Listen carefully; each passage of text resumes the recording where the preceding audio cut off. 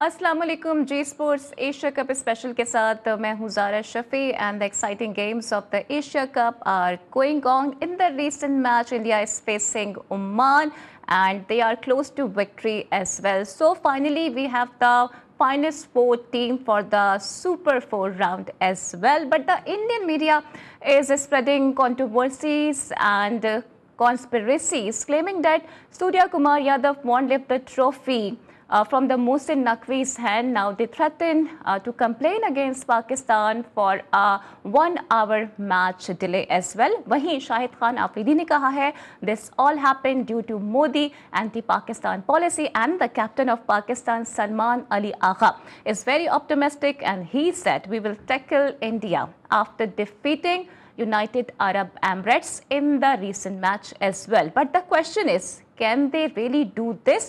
Let's find out this answer in today's show. And today I am joined by senior sports journalist Asghar Azim.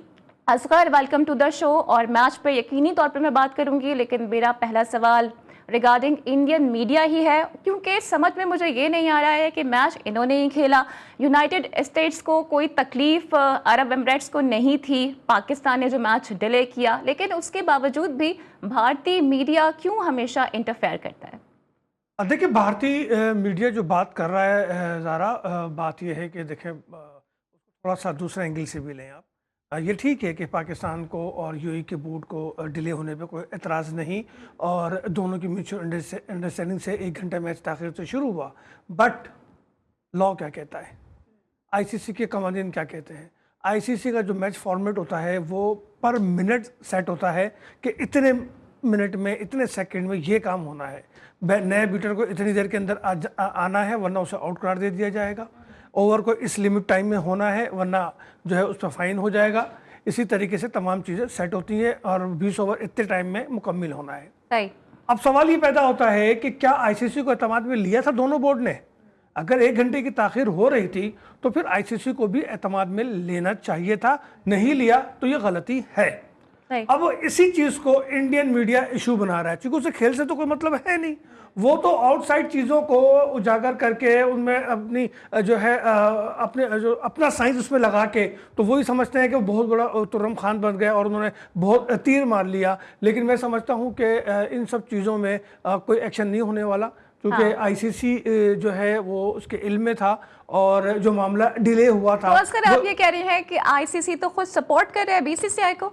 नहीं, support की बात नहीं कर रहा मैं। देखिए, बीसीसीआई या इंडियन मीडिया जो प्रोपेगेंडा कर रहा है, उस प्रोपेगेंडे के अगेंस्ट आईसीसी ने कोई कार्रवाई मेरे हिसाब से नहीं करनी, क्योंकि आईसीसी डायरेक्टली इनडायरेक्टली दोनों बोर्ड से राब्ते में था और इन्वॉल्व था। और मैच रेफरी अगर आके उसने एक्सक्यूज किया तो फिर उसने आईसीसी की मर्जी से ही किया, उनके कहने पर ही वो आया। तीसरी बात, मोहम्मद वसीम आईसीसी के अहदेदार है ना, पाकिस्तान क्रिकेट बोर्ड के अहदेदार तो नहीं है। वो वहाँ मौजूद थे। अगर वीडियो बनाने पे एतराज़ है उस एरिया में, यकीनन आम हालात में मना होता है, लेकिन अगर उस एरिया में वीडियो या तस्वीर बनाई गई हैं तो आईसीसी का एक ऑफिशियल, वह हाई प्रोफाइल ऑफिशियल वहाँ मौजूद था, वो मना करता, वो रोक देता। इट्स मीन कि मैं ही समझता हूँ कि ये सब आईसीसी की अप्रूवल ना सही, लेकिन नीम रजामंदी से ज़रूर हुआ है, और इस पर कोई कार्रवाई नहीं होगी। मेरे ख्याल है इंडियन मीडिया अगर अपने आंसू बहा के सो जाए। बहुत बड़ा असगर क्वेश्चन मार्क है, इसका जवाब मैं आपसे लूंगी, लेकिन मीन टाइम हमें ज्वाइन कर लिया है senior sports journalist Imran Yousafzai ने। Imran, welcome to the show as well. और हम आईसीसी के ऊपर बात कर रहे हैं बिकॉज कोड ऑफ कंडक्ट की वायलेशन की है सूर्या कुमार यादव ने, लेकिन इससे पहले चाहे मोइन अली हो या उस्मान ख्वाजा हो, उन पर तो पेनल्टीज लग जाती हैं, but why not on the Surya Kumar Yadav? देखिए, बड़ी सादा सी बात है ज़ारा, और मैं हैरान हूँ इस बात के ऊपर कि ये तो बड़ी सिंपल सी बात है। इसलिए कि आईसीसी अगर इंटरनेशनल क्रिकेट काउंसिल है, अगर कोई इसको ये समझता है तो मेरे ख्याल से वो बड़ी गलती पर है।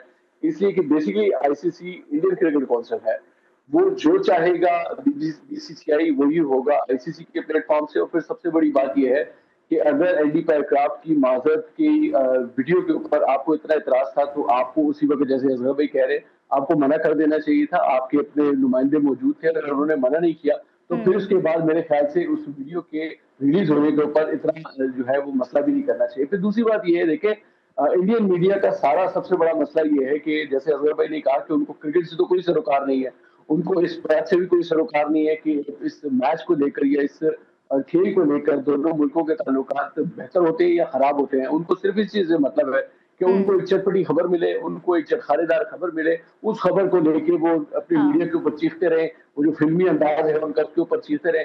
बाकी उससे क्रिकेट को कितना नुकसान होता है, उससे क्रिकेट की स्पिरिट को कितना नुकसान होता है। देखिए, हाँ। एक मुझे सिंपल सी बात ये समझ नहीं आती कि एक मैच रेफरी जिसका अच्छा कोई इमरान, ऐसा अगर खबर नहीं भी मिलती है ना, तो वो नहीं है कि डिसइंफॉर्मेशन दोनों फैलाने में तो आपको कप्तानों के पता है कि बाकायदा माहिर तौर है। पर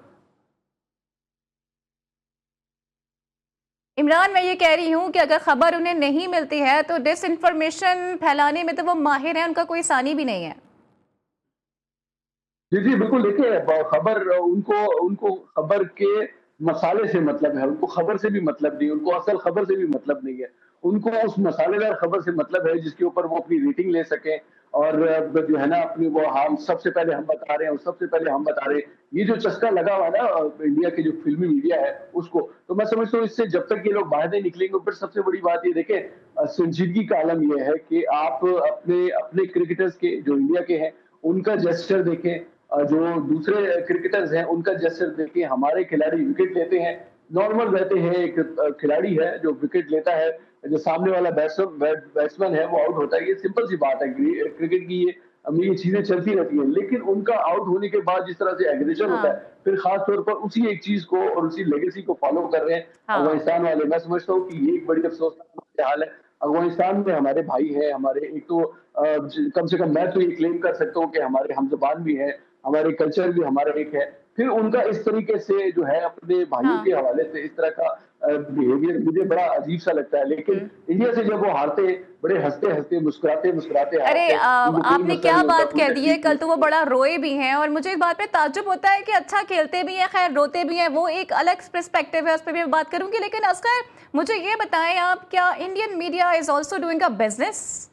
देखिए, इंडियन मीडिया अपने चक्कर में भारत के पूरे स्पोर्ट्स कम्युनिटी को और पूरे स्पोर्ट्स को उसने दांव पे लगा दिया। अब मैं खबर आपको देता हूं कि इंटरनेशनल ओलंपिक ऑर्गेनाइजेशन ने वर्किंग कमेटी वर्किंग बना ग्रुप बना दिया है और वो सिर्फ इंडिया ही की वजह से बनाया है, क्योंकि मुसलसल ही शिकायतें आ रही थी कि इंडिया फलां टीम को पाकिस्तान के वीज़े नहीं दे रहा, फलां टीम को लास्ट टाइम में एंट्री दे रहा है, फलां टीम के लिए फलां प्रॉब्लम कर रहा है, बाइकाट की धमकियां दे रहा है। तो अब जब उसने 2035 के लिए या 36 के लिए ओलंपिक की मेज़बानी मांगी है, तो फिर अब उसके लिए एक नया इम्तहान शुरू हो गया कि वो जो वर्किंग ग्रुप है वो इन सब चीज़ों को देखेगा, वो इन सब चीज़ों पे काम करेगा। तो अब इंडियन मीडिया क्या कहेगा? अब क्या वो अपने पूरे के पूरे इंडिया के तमाम एथलीट्स को दीवार से लगाने जा रहा है? वो कर क्या रहा है? मेरे तो हिसाब से मोदी सरकार को होश के नाखून लेने चाहिए और अपनी मीडिया के लिए कोई जो है ज़ाब्ता अखलाक बनाना चाहिए, जो खेल को खेल रखे, ख्वाहिशात को खबरें ना बनाए बल्कि खबर के तहत चले। हाँ इमरान, मैं यहीं से कंटिन्यू करना चाहूँगी आपके साथ भी कि हम तो यही बात कर रही हैं कि Indian media has gone nuts और बिल्कुल आउट ऑफ कंट्रोल हो गए हैं, क्योंकि ज़ाब्ते अखलाक तो वहाँ पर मैटर ही नहीं कर रहा होता है। आप कैसे इस सारे मामले को देख रहे हैं, क्योंकि आईसीसी का अपना भी जो रोल है बड़ा कंट्रोवर्शियल रहा है। फिर असगर भी ये कह रही हैं कि ओलंपिक्स ने भी अब वर्किंग कमेटी बना दी है, तो यकीनन ये भारत के लिए बहुत बड़ा ब्लो है। बिल्कुल है। देखिए, सबसे बड़ा ब्लो तो मेरे ख्याल से उनके लिए ये भी है कि एशिया कप के मेजबान होने के बावजूद उनके मुल्क में ये इतना बड़ा इवेंट नहीं हो रहा। 2027 का जो T20 वर्ल्ड कप है उसके भी पाकिस्तान के मैचेस उनके मुल्क में नहीं होंगे। देखिए, ये सारी वो चीजें हैं कि इस चीज के ऊपर ये अजहर भाई बिल्कुल ठीक कह रहे हैं कि मोदी सरकार को होश के नाखून लेना चाहिए। सियासत को आप क्रिकेट से या खेल के मामला से दूर रखें। खेल के अपने मामलात है, खेल की अपनी एक सियासत है, लेकिन वो इस किस्म की सियासत नहीं है। कम से कम डर्टी पॉलिटिक्स तो बिल्कुल भी नहीं है कि आप किसी को जो है वीजे नहीं दे रहे हैं, किसी को लास्ट टाइम में एंट्री दे रहे हैं, किसी को जो है वो बाइकाट की धमकी दे रहे हैं। आप जिसको दिल चाहता है। फिर सबसे बड़ी बात है कि इस रीजन में आपके ताल्लुकात अच्छे किससे हैं? बांग्लादेश से आपके ताल्लुकात ठीक नहीं है, श्रीलंका से आपके ताल्लुकात ठीक नहीं है, पाकिस्तान से आपके ताल्लुकात ठीक नहीं है। तो मुझे तो ये समझ नहीं आती कि फिर आप खेलेंगे किसके साथ। ये एक बहुत बड़ी बात है कि 2035-36 में अगर वो ओलंपिक्स की मेजबानी मांग रहे हैं तो फिर उसमें तो इनको बहुत बड़ा दिल करना पड़ेगा। इन सारी चीजों को लेकर, इन सारी चीजों को देखकर, देखिए स्पोर्ट्समैन स्पिरिट एक बहुत बड़ी चीज है, वो बहुत सारी चीजों से बालतर है।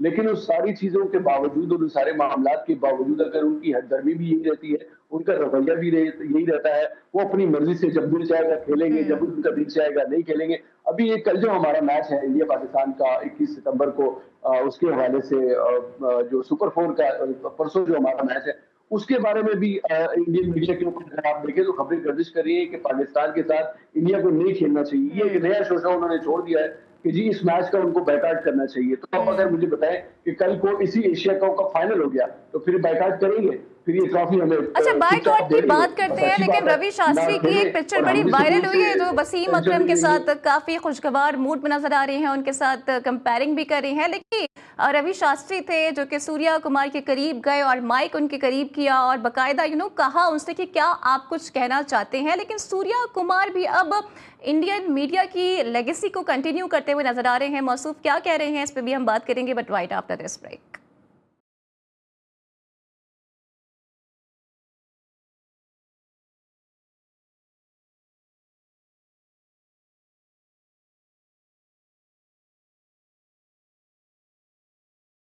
Welcome back. So India is bringing politics into the game yet again. और भारतीय मीडिया को तो आपको पता है कोई आसानी नहीं है झूठ बोलने में, लेकिन हैरत की बात यह है कि अब भारतीय कप्तान भी उन्हीं की बोली बोलने लगे हैं।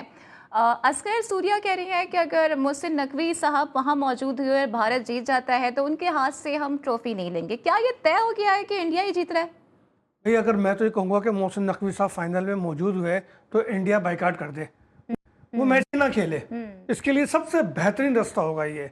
और ये तयशुदा नहीं है कि आप वाकई जीतने जा रहे हैं, ये तो एक ख्याल है। और जाहिर बात है आप माहौल को ख़राब करने का ठेके ले रखा है तो आप अपना काम पूरा कर रहे हैं। लेकिन मैं इंडियन मीडिया से एक सवाल करूँगा कि आज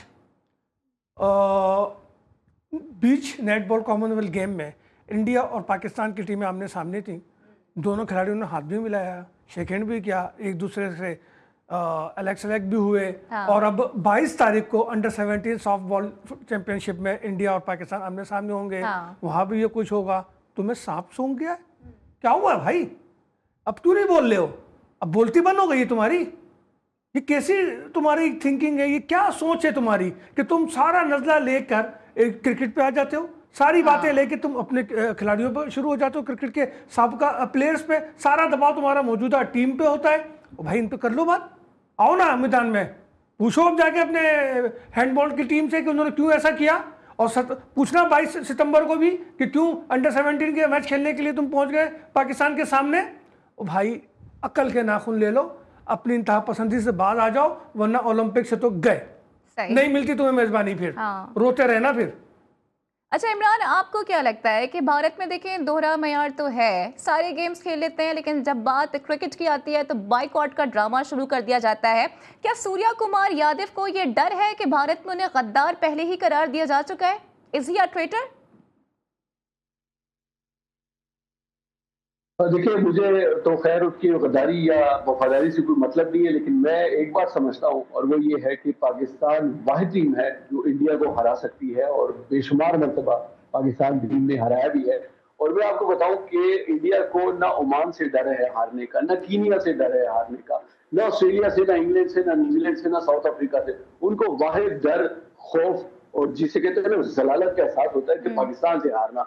और यकीन करेंगे पाकिस्तान से जब वो हारते हैं ना तो हम तो जो खुश होते हैं वो होते हैं, हमारे आसपास के और जो हमारे हमसाए हैं वो भी बहुत ज्यादा खुश होते हैं। तो असल सबसे बड़ी बात यह है कि उनको खौफ डर इस बात का है कि हम पाकिस्तान से ना हार जाए। हम भले छोटी से छोटी टीम से हार जाए लेकिन पाकिस्तान से ना हारे, तो ये सब जाहिर सी बात है, इसका प्रेशर भी उनके ऊपर होता है। इन सारी चीजों से तो उन्होंने किसी न किसी तरीके से अपने आप को बचाना भी होता है, भागना भी होता है इन सारी चीजों से।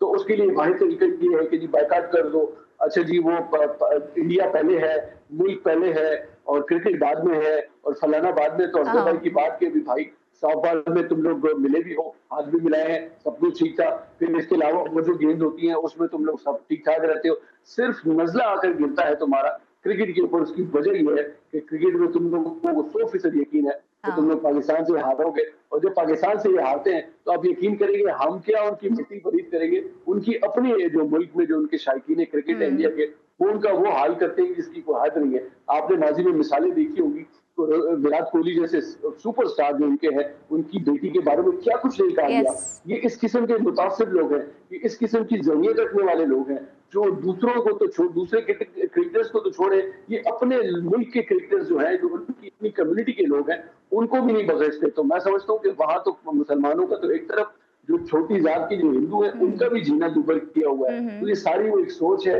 आरएसएस की, मोदी सरकार की वो एक सोच है। वही जरिए जो है वो लोगों के अंदर भर रहे हैं, और वही जरियत मीडिया के जरिए जो है वो फीड करने की कोशिश करें। तो मैं समझता हूँ सारी चीजों का कोई रिजल्ट नहीं निकलेगा इन द एंड। अगर मोहसिन नकवी साहब से आपने ट्रॉफी नहीं लेनी है तो बड़ी अच्छी बात है, मैं बिल्कुल अजहर भाई की बात से इत्तेफाक करता हूँ। आप बाइकाट कर दें, आपने लेजेंड्स क्रिकेट लीग में भी जो है बाइकाट किया पाकिस्तान के साथ मैच का, इसमें लेकिन भी लेजेंड्स बाइकाट लीग करें में तो तो इतने ट्रॉफी हमें पैसे दे दें, नहीं मिल रहे और थे सुख ना, सुकून एशिया से कप हम में भी तो ठीक घर ठाक जाएंगे, पैसे ट्रॉफी मिलेंगे। ले आएंगे और आप लोग भी जाएं। इमरान, लेजेंड्स लीग में पैसे नहीं मिल रहे थे, लेकिन एशिया कप में तो पैसे मिलेंगे ना। यहाँ पैसों का मामला है तो बॉयकॉट तो कर नहीं सकते। तो बस ये सारी बात है ना, असल असल कहानी और असल बात यही है, पैसों का सारा मामला है। और जिसे जिसे कहते हैं ना कि लक्ष्मी के पुजारी हैं ये, और उसके बगैर तो इनका वैसे भी गुजारा नहीं होता। और फिर सबसे बात मैं आपको बताऊं कि जब पैसे यहाँ पर इन्वॉल्व हाँ। है ना, फिर ये मोहसिन नकवी से भी साहब से भी लेंगे, ट्रॉफी लेंगे, और जिस किसी का इन्होंने बाइकाट करना है उन सब के साथ ये हाथ भी मिलाएंगे, गले भी मिलेंगे, ट्रॉफी भी लेंगे। और जाहिर सी बात है पैसे इसमें इन्वॉल्व है। फिर सबसे बड़ी बात यह है कि देखिए हर इवेंट का एक कुछ रूल्स रेगुलेशन होते हैं, कुछ उसके कवायद जवाबित होते हैं, कुछ उसके अपने जो है वो इखलाकियात के दायरे होते हैं। अब आप एक एशियन क्रिकेट काउंसिल के प्लेटफॉर्म से खेलने वाले इवेंट में अगर आप जीतने के बाद, अव्वल तो मुझे सबसे पहले तो एतराज इस बात का है कि उन्होंने अपने आप को वैसे ही जीता हुआ समझ लिया है। और भाई भी अभी अभी बहुत सारा टाइम बाकी है। राइट। अभी जिसे कहते हैं ना एग्जाम जो है ये होटल तक आने में भी बड़ी रुकावटें हैं, भी बड़े मसले मसाइल हैं। अभी आपने श्रीलंका से लड़ना है, अभी आपने बांग्लादेश से लड़ना है, अभी आपने पाकिस्तान से लड़ना है। तो इतना आसान नहीं है कि आप एशिया का कब तक फाइनल खेल भी रहे हैं और जीत भी रहे हैं, और फिर उसके बाद आप जब जीत लेंगे तो फिर देखेंगे। फिलहाल तो इम्कान ये भी है कि पाकिस्तान जीत सकता है, बिल्कुल जीतेगा इंशाल्लाह और अजीज, इसलिए कि पाकिस्तान के पास अच्छी टीम है, तगड़ी टीम है। और हम हमेशा हर सूरत में चाहे जितना भी बुरा खेले, लेकिन हम इन द एंड अपने पाकिस्तान टीम को, अपने खिलाड़ियों को, अपने स्टार्स को सपोर्ट करेंगे, हर सूरत में करेंगे। और जाहिर सी बात है कि उनको सपोर्ट करने के बगैर हमारे पास क्या चारा है।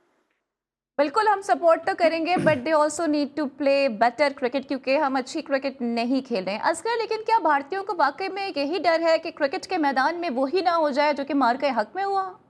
देखिए, मार्का हक में जो हुआ सो हुआ, और जाहिर है उसकी वजह से जो ग्लोबल पॉलिटिक्स है वो चेंज हो रही है। और आप देख रहे हैं कि पाकिस्तान जो है दुनिया में अब एक हुक्मरान की शक्ल में सामने आ रहा है। और जो गुज़िश्ता रोज़ एग्रीमेंट हुआ पाकिस्तान का और सऊदी अरब का, तो मैं देखिए ये सिर्फ पाकिस्तान सऊदी अरब नहीं बल्कि ये इस्लामी ब्लॉक का एक बहुत बड़ा मसला हल हुआ है, और इसमें तुर्की भी शामिल है। और मुझे लगता है कि फ्यूचर में जाके इसमें जो है कतर भी आ सकता है, इसमें इंडोनेशिया और मलेशिया भी आ सकता है, और फिर यूएई भी इसका पार्ट हो सकता है। तो मेरा कहने का मकसद ये है कि एक मार्का हक से पाकिस्तान को इतनी कुव्वत, इतनी ताकत मिली है कि इंडिया को मोशन लगे हुए हैं। अब वो परेशान है कि वो करे तो करे क्या।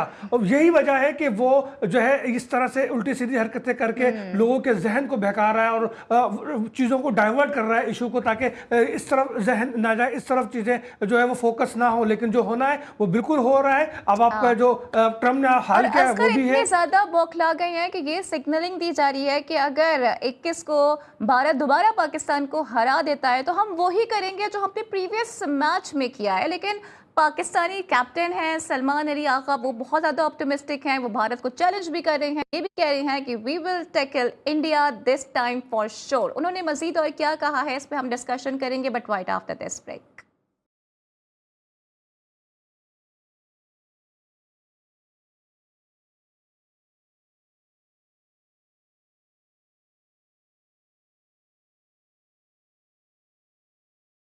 Welcome back. और आज एक एक्साइटिंग गेम देखने में आया, इंडिया वर्सेस ओमान। लेकिन इंडिया ने ये मैच जीत लिया है, लेकिन ओमान की आज जितनी तारीफ की जाए वो कम है, बिकॉज उन्होंने अपनी स्ट्रेंथ से काफ़ी ज़्यादा अच्छा खेला है। तो आपको क्या लग रहा है कि असगर इंडिया क्या आज काफ़ी रिलैक्स था या ओमान ने वाकई अच्छी क्रिकेट खेली है? देखिए, एक तो इंडिया ने दो तब्दीलियाँ की, ऊपर से वो ओवर कॉन्फिडेंस भी था।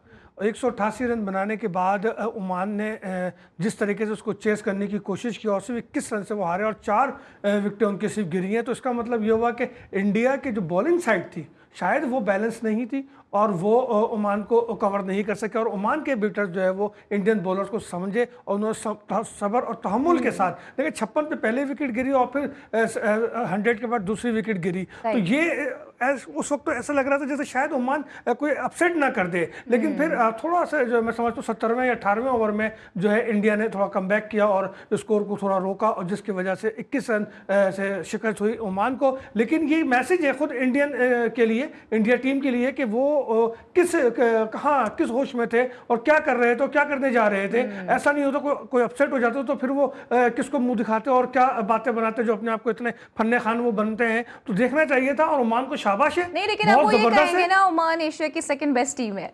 नहीं ये देखिए बात ये है कि कुछ लोगों ने तो अफगानिस्तान को भी एशिया की सेकंड बेस्ट टीम कह दिया क्योंकि उसने 2023 का आई थिंक सेमीफाइनल खेल लिया था। लेकिन वो ये भूल गए थे कि 2003 में कीनिया ने भी तो वर्ल्ड कप वनडे का सेमीफाइनल खेला था। तो क्या वो दुनिया की दूसरी बड़ी टीम बन गई थी? भाई एक चांस होता है, एक मौका मिलता है, उसको अवेल किया। दूसरे गलती करते हैं तो सामने वाला उससे फायदा उठाता है। तो वही अफगानिस्तान के साथ हुआ था। लेकिन इसका ये मतलब हरगिज नहीं कि वो एशिया की सेकंड बेस्ट टीम है। अच्छा इमरान, आपको क्या लगता है कि अफगानिस्तान ने कहाँ गलती की? क्या शिकस्त के जिम्मेदार राशिद खान थे? देखिए मेरा ये ख्याल है कि अफगानिस्तान की जो सबसे बड़ी ताकत थी वो था उसका स्पिन अटैक और गुज़श्ता रोज के मैच में वही स्पिन अटैक उनके गले पड़ा है। 4 स्पिनर जो वर्ल्ड क्लास स्पिनर्स हैं, मुजीबुर रहमान, नूर अहमद, राशिद और नबी, इन्होंने 122 रन दिए हैं और सिर्फ 3 विकेट ली है। नबी ने 1 विकेट ली है, नूर ने 1 विकेट ली है और इसी तरह मुजीब ने 1 विकेट ली है। मुजीब ने 42 रन दिए 4 ओवर में 1 विकेट लेने के लिए। इसी तरह नूर अहमद ने 37 रन दिए, राशिद ने 23 रन दिए, कम दिए लेकिन उसको भी कोई विकेट नहीं मिली है। लेकिन आप ये देखें कि 4 बॉलर्स जो स्पिनर्स हैं बड़े जिसे कहते हैं जो खतरनाक स्पिनर्स है, उन्होंने 122 रन दिए हैं मिलकर। अब जाहिर सी बात है जब आप फिर, और सबसे बड़ी बात यह है, मेरा ये ख्याल है कि अफगानिस्तान ओवर कॉन्फिडेंस में मारा गया, इसलिए कि उनका ये ख्याल था कि ये इतना कोई बड़ा लंबा चौड़ा स्कोर नहीं है और हम जो है इसको हम हमारे सामने इतनी अच्छी तगड़ी टीम नहीं है। तो उन्होंने बैटिंग में भी इतनी ज्यादा तवज्जो नहीं दी, गलतियां हुई उनसे। लेकिन सिद्दीक अदल का आउट होना मेरे ख्याल से सबसे बड़ा टर्निंग पॉइंट था अफगानिस्तान के लिए। उसके बाद फिर आप देखें कि नबी ने आखिर में जो 32 रन दिए हैं, आप सोचें अगर ये 32 रन ना होते तो 137 पे तो 19 ओवर में उनके बराबर हो गए थे। तो अगर 19 ओवर में ज्यादा 10-15 ओवर रन बनते तो 147-48 का स्कोर होता।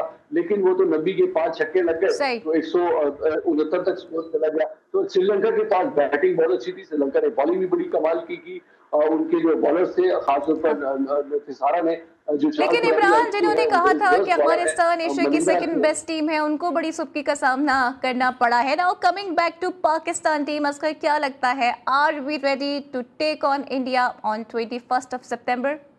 बिल्कुल पाकिस्तान को बड़े हौसले के साथ और बड़े जीदारी के साथ ग्राउंड में जाकर परफॉर्म करना होगा और किसी दबाव किसी प्रेशर में आए बगैर माजी को एक तरफ रखें। हर दिन हर मैच नया मैच होता है, उसकी प्लानिंग करें। प्लान बी भी आपके पास होना चाहिए और आपको इंडिया को हराने के लिए हर वो ऑप्शन इस्तेमाल करना चाहिए जो आपके लिए वैलिड हो। आपको कुछ नहीं करना और ख़ासकर जो हमारे ओपनिंग प्लेयर है ना, उसको मैं कहता हूँ कि भाई साइम या तो तुम कैलेंडर पे आ जाओ या फिर कुछ करके दिखाओ, क्योंकि अब मौके हैं नहीं हमारे पास। जो इंडिया के खिलाफ खेलता है वही हमारा हीरो होता है, उसी को हम समझते हैं कि हाँ उसके पास टैलेंट है और वो खेल सकता है, क्योंकि वहाँ दबाव है, वहाँ पे सारी चीजें ये नसीहत सिर्फ साइम के लिए नहीं है ना, ये नसीहत तो फिर सभी के लिए। मैं सबके लिए कह रहा हूँ, मैंने कल भी ये बात की थी, मैं सबके लिए कह रहा हूँ। मैं साहबजादा फरहान के लिए भी कह रहा हूँ, मैं हारिस के लिए भी कह रहा हूँ, मैं दिगर के खुशदिल के लिए भी कह रहा हूँ। ऐसा नहीं है कि सिर्फ शाहीन ही बैटिंग करता रहा, बाकी पूरी टीम जो है वो इधर उधर घूमती रहा। कप्तान बॉलिंग करना है वो बैटिंग कर रहा है, जिसका काम बैटिंग करना है वो बॉलिंग कर रहा है। कप्तान को देखो ना यार कि वो कर क्या रहा है, उसने अब तक क्या परफॉर्मेंस दी है। तो कप्तान की जिम्मेदारी बनती है कि फ्रंट पे आके खुद भी खेले और अपने साथियों से भी परफॉर्मेंस ले। दूसरी जानिब जो है पीसीबी ने जो मेरे जराए बताते हैं कि वो आईसीसी को भी मैसेज कन्वे कर दिया है 21 सितंबर के लिए कि भाई जो करना है पहले से तय कर लो। अगर इंडिया ने कोई ड्रामा करना है तो पहले से बता दो, मैच रेफरी को भी उसकी हदूद उसका क्राइटेरिया बता दो कि उससे क्या उसका काम है क्या नहीं है। कोई ना खुशगवार वाकया पीसीबी ने कहा कि हम नहीं चाहते, हम खेल के मैदान को खेल का मैदान रखना चाहते हैं, हमें कोई शौक नहीं है इंडिया से हाथ मिलाने का या इंडिया को मुंह लगाने का। जो भी मामला है वो खेल के दायरे में रहते हुए, लॉ और के में रहते हुए हो तो वही बेहतर है। ठीक है। इमरान, फॉर्मर पाकिस्तानी क्रिकेटर है अतीकुज़्ज़मा साहब, वो भी यही कह रही हैं कि Saim should bat on number 3। What is your stance? बिल्कुल करना चाहिए जी, उनको चांस देना चाहिए। आपने बाबर आजम जैसे बड़े स्टार प्लेयर को उठाकर तीसरे नंबर पर डाल दिया था। साइम पे भी ट्राई करें। सबसे बड़ा मसला ये है कि जो रोल आपका डिफाइन है, जिस रोल के लिए आपको इस टीम में रखा गया है, आपको उसके ऊपर तवज्जो देने की जरूरत है। साइम ने पिछले एशिया कप के 3 मैचों में 6 विकेट लिए, कोई स्कोर नहीं बनाया। शाहिन अफरीदी ने 3 मैचेस में 64 रन किए हैं, 3 विकेट हासिल की है। तो जिसका आपने जैसे बात की कि जिसका काम बैटिंग है वो बॉलिंग कर रहा है, जिसका काम बॉलिंग है वो बैटिंग कर रहा है। कप्तान साहब ना बॉलिंग कर रहे हैं ना बैटिंग कर रहे हैं। हमें समझ में नहीं आ रहा कि एंकर जो है वो बैटिंग कहाँ पर होगी, इसलिए कि फखर जमान हर दफा चल जाएगा, ये इसकी भी गारंटी नहीं दी जा सकती। पर बिल्कुल इस बात से मैं एग्री करता हूँ कि ये बात सबके ऊपर लागू होती है, न सिर्फ साइम के ऊपर बल्कि फखर जमान, साहिबजादा फरहान, हारिस ने इस पिछले ट्रांजिशन में मायूस किया। इस एशिया कप में भी उनकी कोई ऐसी खास परफॉर्मेंस नहीं है। एक अगलौते मैच में शायद इसको ट्रांजिशन और एशिया कप के अगलौते मैच में मौका मिला खुशदिल को, उसने भी अपने आप को परफॉर्म नहीं किया। देखिए ये बात मैं 100% इमरान, मैं तो कहता हूँ कि कल के मैच में हारिस को ड्रॉप करके सुफियान को इन ना करें और साहिबजादा फरहान से कीपिंग करा लें, हारिस को ड्रॉप कर दें, सुफियान को वापस ले आए, क्योंकि वो हमें एक स्पिनर की वैसे भी कमी नजर आ रही थी। तो क्यों ऐसा कप्तान को करना चाहिए। लेकिन फरहान ने पीएसएल में एक दफा कीपिंग की थी, वी ऑल रिमेंबर कि उसके बाद उनकी परफॉर्मेंस का क्या हाल हुआ भाई था? एक मैच में कितने बॉल होंगी? 120 हाँ, इतनी होगी ना। 120 में से 120 नहीं कर पाते हैं। 120 में से 20 गेंदें तो आएंगी उसके पास, तो क्या 20 गेंदों में थक जाएगा? क्या होगा? तो मैं स्पिनर की जगह खाली है। सही। टीम को मजबूत करने के लिए हमें देखें, बहादुर कप्तान वो होता है जो रिस्क लेता है, जो अपने कंधों पे, अपने फैसलों पे एतमाद करता है। कंक्लूडिंग पॉइंट बस मैं जाते जाते ऐड करना चाहूंगी रमीज राजा साहब ने सार्केस्टली ये कहा है साइम के लिए कि बड़ी अजमत की तरफ वो बढ़ रहे हैं और जितने अंडे उन्होंने जमा कर लिया ना, इसका ऑमलेट तो वो बना लेंगे। खैर, this is all from here now. Asghar Azeem और इमरान यूसुफजई हमारे साथ मौजूद थे। Thank you very much for your time. कल होती है मुलाकात, same time same place. Till then take care. अल्लाह हाफिज।